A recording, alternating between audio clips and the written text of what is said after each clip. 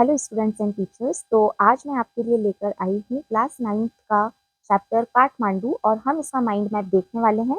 जैसा कि मैं आपको पहले भी बता चुकी हूँ कि माइंड मैप जो है बहुत ही हेल्पफुल है आपको एग्जाम में सारे क्वेश्चन आंसर्स को अटेम्प्ट करने के लिए। और माइंड मैप में जो कीवर्ड्स बताए जाते हैं, अगर आप इनका यूज आंसर्स लिखने के लिए करते हैं तो आपको बहुत ही अच्छे मार्क्स यहाँ पर एग्जाम में मिल सकते हैं, इवन फुल मार्क्स भी मिल सकते हैं।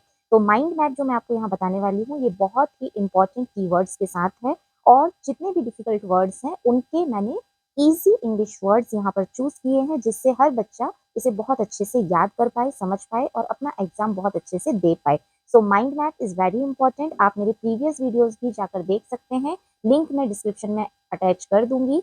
क्लास 9 के सारे ही चैप्टर्स के जो माइंड मैप हैं वो मेरे चैनल पर अवेलेबल हैं और ये हाफ ईयरली में भी बहुत हेल्पफुल हुए हैं बच्चों के और एनुअल एग्जाम में भी डेफिनेटली होने वाले हैं। तो चलिए स्टार्ट करते हैं। काठमांडू। काठमांडू जो चैप्टर है वो लिखा है विक्रम सेठ ने। विक्रम सेठ खुद काठमांडू की विजिट पर गए थे, जहां पर उन्होंने जो भी फील किया, जो भी देखा, वो यहाँ पर हमारे साथ इस चैप्टर में शेयर किया है। तो काठमांडू में वो जो दो प्लेसेस पर गए थे वो था पशुपतिनाथ टेम्पल और Boudhanath stupa. This you have to remember. Then quills of porcupine. अगर क्वेश्चन में ये वर्ड्स आते हैं कि क्विल्स ऑफ पॉर्क्यूपाइन यहाँ पर किसको सिंबलाइज किया गया है, तो प्यारे बच्चों आपको यहाँ पर लिखना है 50 to 60 बांसुरीज जो हैं स्टैंड आउट, मतलब लगी हुई हैं बाहर की तरफ, इन ऑल डायरेक्शन, सभी डायरेक्शंस में। किसके ऊपर? एक पोल के ऊपर। यहाँ आप पोल भी ऐड कर सकते हैं। बाकी अगर आप इतना भी लिखेंगे तो this is also going to helpful for attempting the exam. अगर आपने अभी तक मेरे चैनल को सब्सक्राइब नहीं किया है, आप नए हैं तो कर दीजिए subscribe, press the bell icon for the upcoming videos और वीडियो को लाइक जरूर करिएगा। चलिए नेक्स्ट देखते हैं।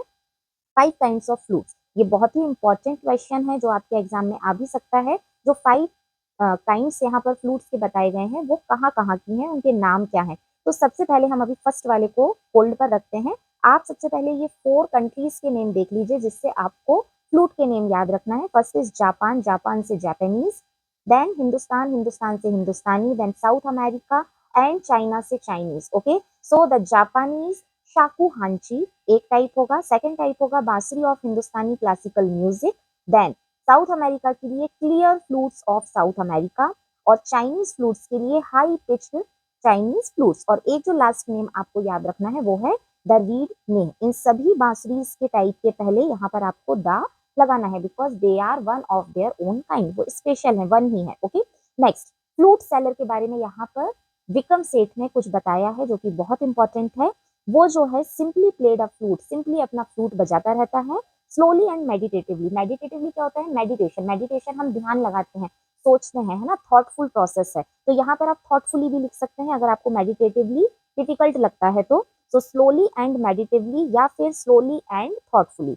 और विदाउट टू मच डिस्प्ले। यहाँ पर भी जो टू मच है ये मैंने बहुत ही इजी वर्ड लिया है, जो टर्मिनोलॉजी आपके बुक में यूज हुई है या क्वेश्चन आंसर्स में यूज हुई है उसकी जगह पर। तो देखिए माइंड मैप बहुत इजी है, आप इनको फॉलो करिए, नोट्स बनाइए और सेम टू सेम आप अपने एग्जाम में अप्लाई करिए। डेफिनेटली आप बहुत अच्छे मार्क्स गेन कर पाएंगे और यहाँ से आप बहुत अच्छी वोकेबलरी भी सीख कर जाएंगे। विदाउट टू मच डिस्प्ले मतलब कि वो कोई भी प्रदर्शन नहीं करता है, कोई भी वो शो ऑफ नहीं करता है। इसके बाद एंड ऑफ कलयुग। एंड ऑफ कलयुग से रिलेटेड यहाँ पर एक क्वेश्चन है जिसके आंसर में आपको लिखना है कि एक स्टोन प्लेटफॉर्म था on the river bank of Bagmati.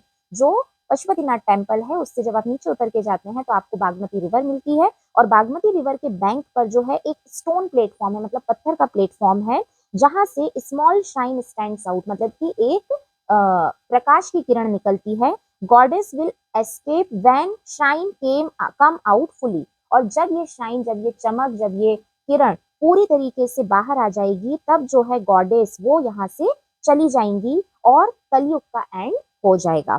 ठीक है, इसके बाद एक क्वेश्चन है इमेजेस और पिक्चर्स का। वहां पर जो विक्रम सेठ हैं उन्होंने पशुपतिनाथ टेम्पल में, बौद्धनाथ स्तूपा के आसपास और पूरे काठमांडू में कौन सी इमेजेस देखी, कौन सी पिक्चर्स यहाँ पे ड्रॉ करी हैं, इसके लिए 5 क्वेश्चंस हैं। उन पांचों क्वेश्चंस के जो आंसर हैं वो सिमिलर हैं और उनके जो इंपॉर्टेंट टर्मिनोलॉजी है, कीवर्ड्स हैं, वो मैंने यहाँ पर सारी मेंशन कर दी हैं जो बहुत ही इंपॉर्टेंट है। अगर आप सिर्फ इन वर्ड्स को याद करके पॉइंट वाइज भी इससे रिलेटेड किसी भी आंसर में लिख देते हैं बच्चों तो आपको यहाँ पर बहुत अच्छे नंबर मिल सकते हैं। तो आपको जो चीजें ध्यान में रखनी है वो है first, only Hindus are allowed to enter, कहाँ पर? In Pashupatinath temple. Then 2 monkeys fighting, कहाँ पर? पशुपतिनाथ टेम्पल के जो बाहर का एरिया था वहां पर। आ रॉयल नेपालीज प्रिंसेस मेक्स वे, एक रॉयल शाही नेपाली जो राजकुमारी थी, मेक्स वे, वे यानी वो रास्ता बना रही थी मंदिर में जाने के लिए। Tibetan print and silver jewellery, ये उन्होंने वहां पर देखी है। Fruit sellers, flute seller, fruit seller, chocolate shops, then hawkers of post cards, hawkers क्या होते हैं, जो गली गली में आवाज लगा के सामान को बेचते हैं। देन कौन सी आवाजें उन्होंने वहां पर सुनी, कौन से साउंड्स सुने, तो रेडियोज के, car horns, bicycle bells, vendors shouting, vendors यानी कि जो सामान बेचने वाले होते हैं वो आवाज लगाते रहते हैं अपने सामान को बेचने के लिए, end of course the flute music. तो देखिए बहुत ही इजीली हमने यहाँ पर सारे क्वेश्चन आंसर्स को इन बहुत ही इंपॉर्टेंट वोकैबुलरी के साथ, कीवर्ड्स के साथ कंप्लीट कर लिया है। आपको ये वीडियो कैसा लगा आप मुझे कमेंट करके जरूर बताइएगा, and please do share with your friends and colleagues this video. Thank you so much.